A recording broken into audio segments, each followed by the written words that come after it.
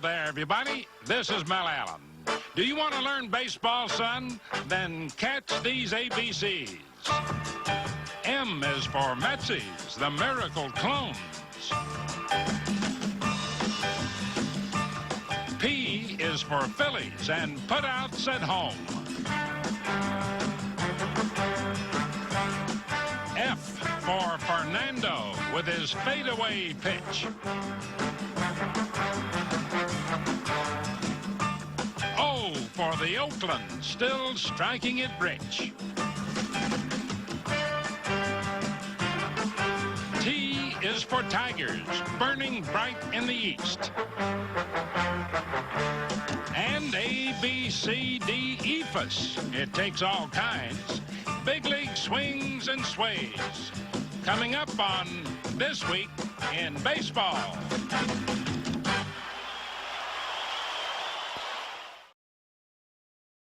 National League pinups.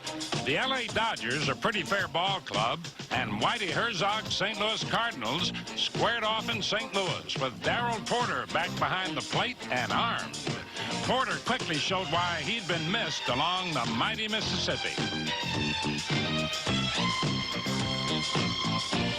Meanwhile, Tom Lasorda chatted with injured all-star second baseman Davey Lopes while watching rookie replacement Steve Sachs sit in for a few games. Sachs wailed away at the right pitch here and bebopped it out of birdland and outside the Parker.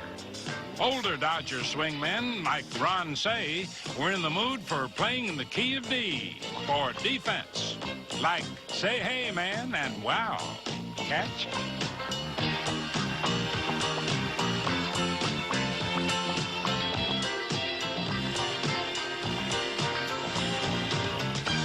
Of course, Steve Garvey, now playing on beyond 900 straight games, prefers to play it straight. Straight over the fence, for example. This homer was good enough for Jerry Royce, who pitched a choice game against the Cardinals, blanking them to win game number 7. And that gave LA 13 shutouts this season, tops in the majors. The Dodgers took 2 out of 3, and Darryl Thomas removed all doubt in their other victory, a 3-2 squeaker.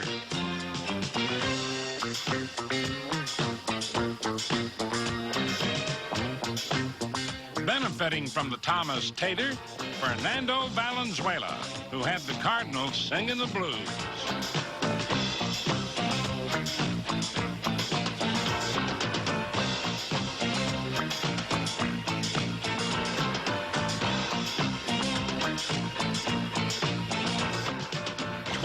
Strikeouts for El Toro, who finally won his 10th game, his first since June 1st.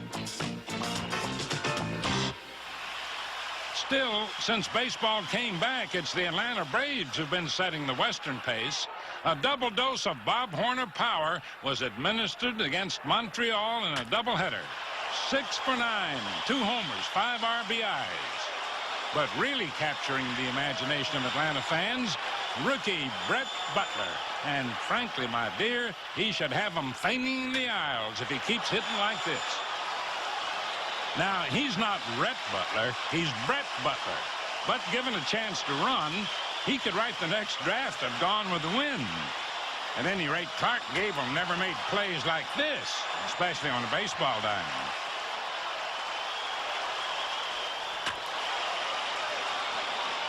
Or throws like this one to save a 2-1 victory. But reliever Rick Camp has been the biggest hero in Atlanta's reconstruction. Though his string of consecutive scoreless innings was finally snapped to 25, Camp had 13 saves altogether, giving the Braves a first-place campground in the West. In the East, the Philadelphia Phillies re-entered the pennant picture. Last year's world champions and this year's first-half winners managed to keep their motivation high despite losing manager Dallas Green, who was suspended indefinitely for bumping an umpire. We're in the playoffs already. I don't have to win another game. But the Phillies have a great amount of pride in themselves. We want to prove 1980 wasn't a fluke. We want to prove that we are one of the best teams in baseball. The only way you can do that is to win. Ever since last year's playoff series, the Houston Astros have won nothing from Philadelphia. Gary Matthews and his .300 bat is the only major personnel change for the Phillies since then. But this year, everything seems to have changed between the two clubs. Unlike the seesaw battles of the championship series, Houston-Philadelphia confrontations have been one-sided affairs, with the Phillies winning 6 of 6, including a recent 3-game sweep at the Vet. While Houston tries to knock Philly off its high horse, staunch defenders such as Manny Trio say, nothing doing.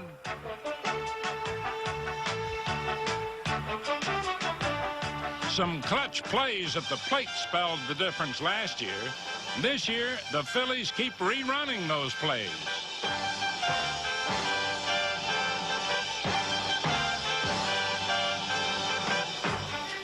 Keith Moreland, Philadelphia's future behind the plate, made himself feel very present with 2 homers to help beat the Astros in one game.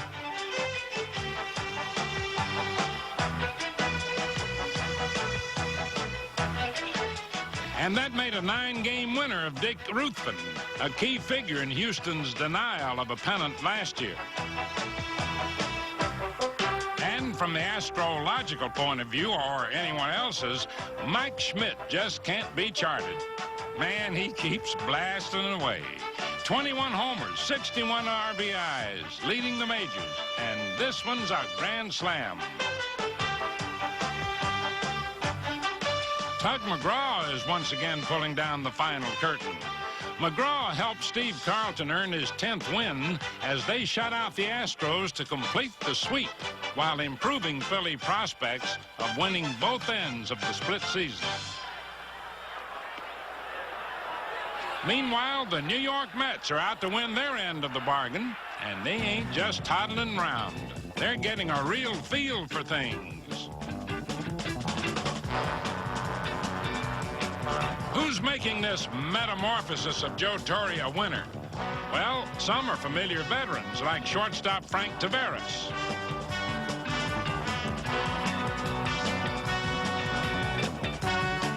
Other side now, Frank. Thank you. And, of course, Dave Kingman, the power source. Kong turned defeat around with this 8th-inning grand slammer against Cincinnati, tying him with Johnny Bench and Willie Stargell for most career slams by an active player, 11. For the first time since 1973, when they won a pennant, the Mets won 2 straight in Cincinnati, doing it the hard way.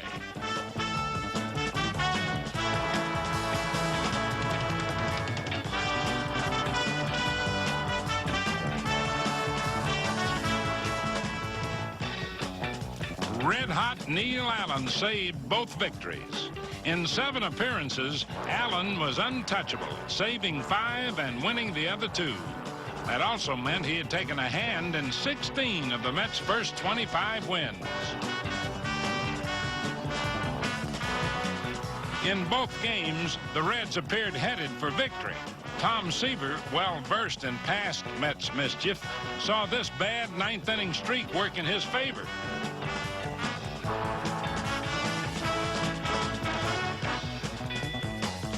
But in the 10th inning, reserve Bob Baylor stepped up with another runner at third.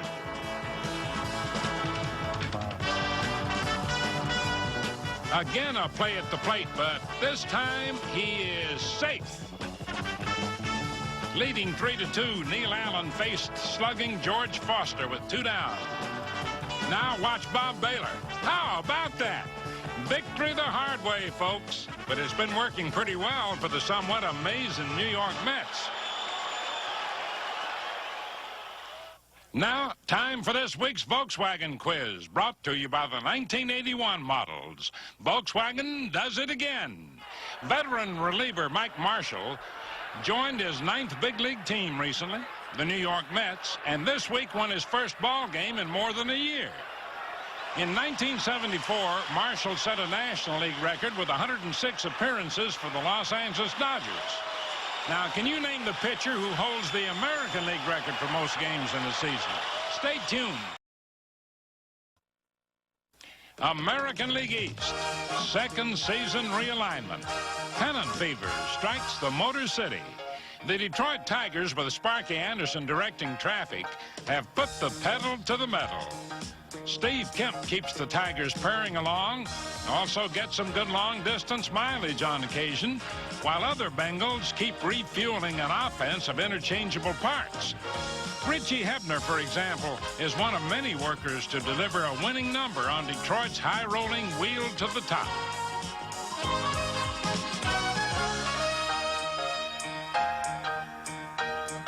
But the real difference is pitching. Senor Smoke, Aurelio Lopez, changed brands from bullpen to starting core and proved he could still blow them out.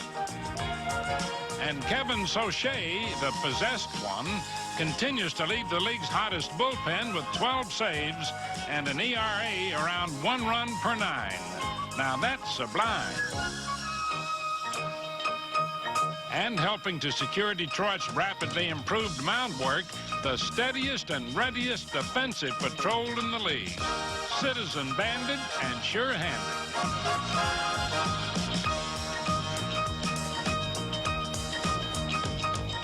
After the Tigers had turned over 8 straight wins, they trailed Texas 4-3 in the 9th inning. Lynn Jones, the batter, a 300 hitter with little power, so they said. But there it is, deep to left field, and that ball is going, and it's gone. Jones' second homer of the year, and it ties the score. Then pinch hitter Rick Peters, 1 for 24 in the second half, got a break. Steve Kemp brings home the bacon for the sizzling Tigers' 9th straight win and 20th in 25 outings, giving Detroit a heartening lead in the first laps of the second season in the American League East. In the American League West, the hot hand moved to the Oakland A's, winner of 5 straight, thanks to the wages of Billy Ball. Should the A's win twice, they'll still play again in a playoff, but Billy Martin isn't about to cry over split milk. Well, I think we deserved it because we were that much ahead of everybody else. But that doesn't necessarily mean we'll go right into the World Series. I'd like to win the second half, too. So Oakland keeps reaching for the heights in this macabre season. And in left field, one man continues to outrun just about everyone and everything, Rickey Henderson.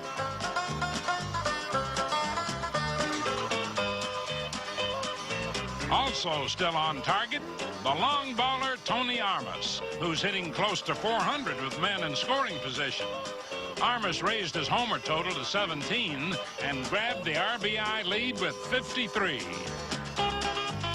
One glaring weakness in Oakland's Kitty Core pitching staff had been the bullpen, but Bob Ochinko helped it come out of the shade. Ochinko was A-OK, leading the league in ERA.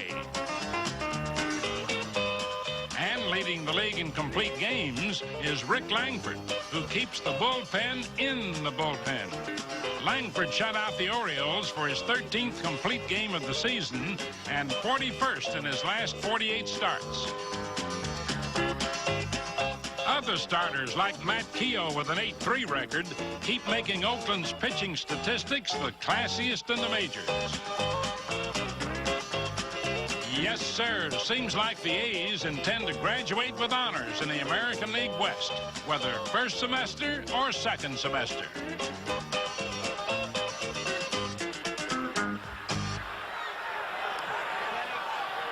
As for last year's champion Kansas City Royals, they've had a tough time contending for either pennant, first or second.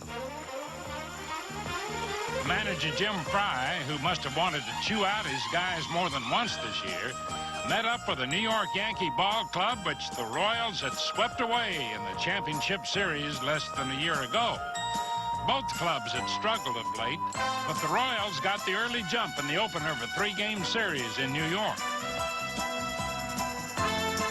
Yankee killer Larry Gura continued his hypnotic spell over New York's sleeping bats with a 3-hit shutout for his 7th victory of the season.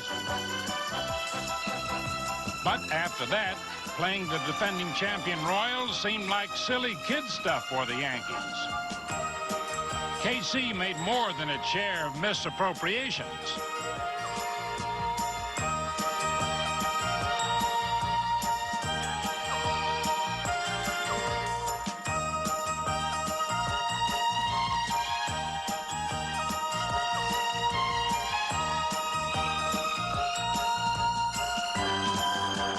Now, catch this royal headache.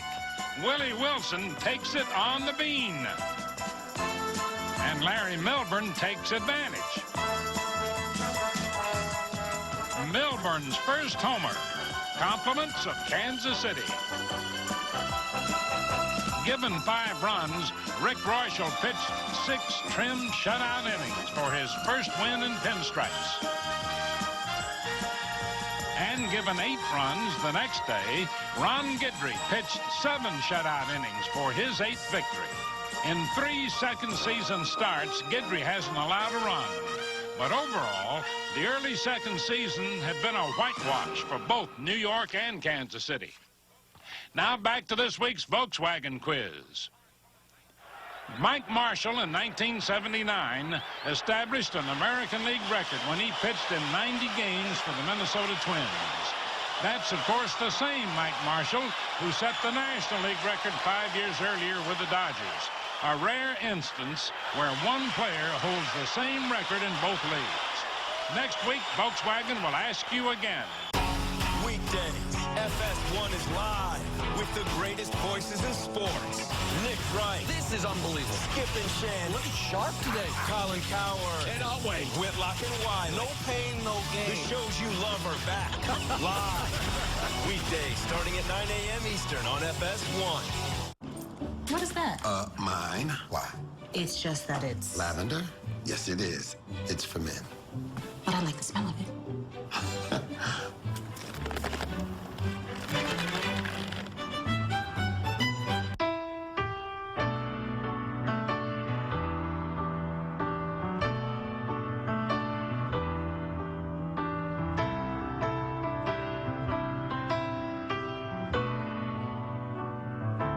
After 225 years, you'd think we'd look to our past. Nope. We're looking to our future, where we're innovating every day to raise Jim Beam for 225 years to come. Social distancing doesn't have to make us distant, right? After all, cars were invented to bring us closer together. So CarMax is doing everything we can to keep you going. And that's the way it should be.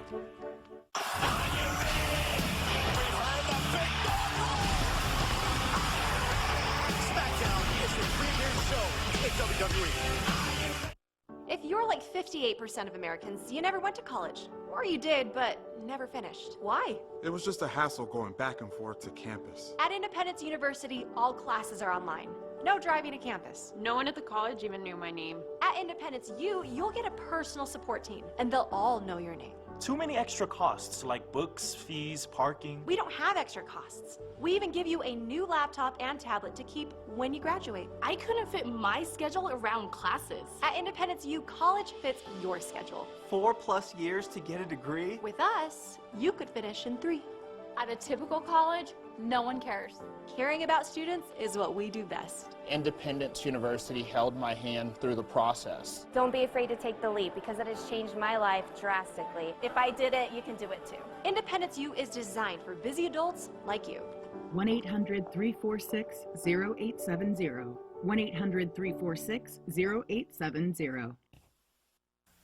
Hey there, partner. If you're looking for some high times, you're looking the wrong way. Other way, pal. See? Dave LaRoche is playing this funny game with Willie Wilson. Now watch. Now what was that? Danged if Willie knew, but they called it a ball. This old-fangled pitch has been called a blooper and an ephus, but called that one a strike. Think he'll try it again? What do you think, Dave? Let's see what Dave throws. How about that? Strike 3. Hey, run, Willie. You can do that, you know, on 3rd strikes. But now he feels guilty, like he didn't really deserve to get there. LaRoche agrees and says, if you don't mind, I'll take that back. Gotcha. Now there's a true victim of the blooper. Blooping along now to Cincinnati. The New York Mets were really playing the field. I mean the whole field. Dave Concepcion figures two's enough, but the Mets figure a bit different. Such generosity, but the Mets aren't finished yet. Finally, someone backs it up and wisely decides to just hold on to the dumb ball. Now, hear this. The defense does not always rest. Witness these exhibits and judge accordingly. Guarding the outer courtyard, Harold Bain, Chicago White Sox.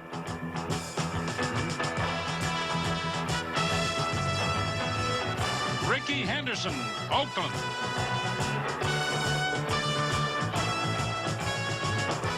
Gene Richards, San Diego. Tom Paciorek, Seattle. All inadmissible. The inner court, Dan Dreesen, Cincinnati.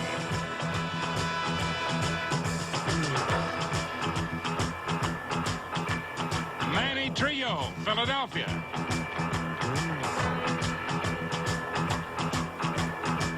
Ozzie Smith, San Diego. Ray Knight, Cincinnati. The New York Mets' Frank Tavares. Grounds of class action.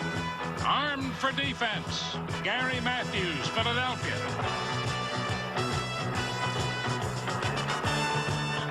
Mickey Rivers, Texas. Jeff Burrows, Seattle, to Gary Gray to Jerry Nara.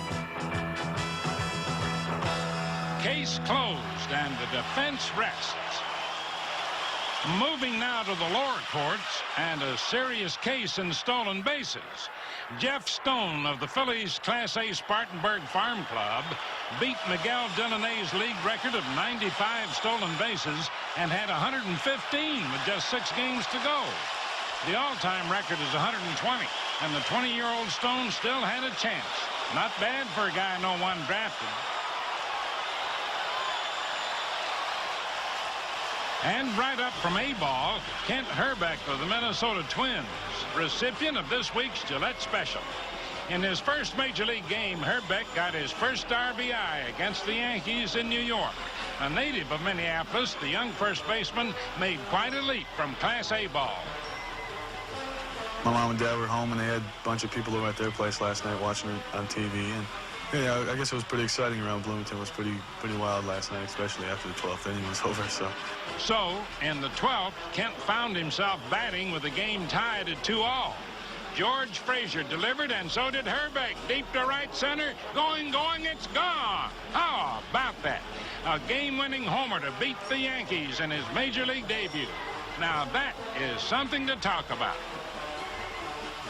I was going to tell the guys, at least I hit one out during batting practice, and then last night I got to call everybody and tell them I hit one out during the game, so it was pretty exciting. Congratulations, Kent, and see you next week, folks, on This Week in Baseball.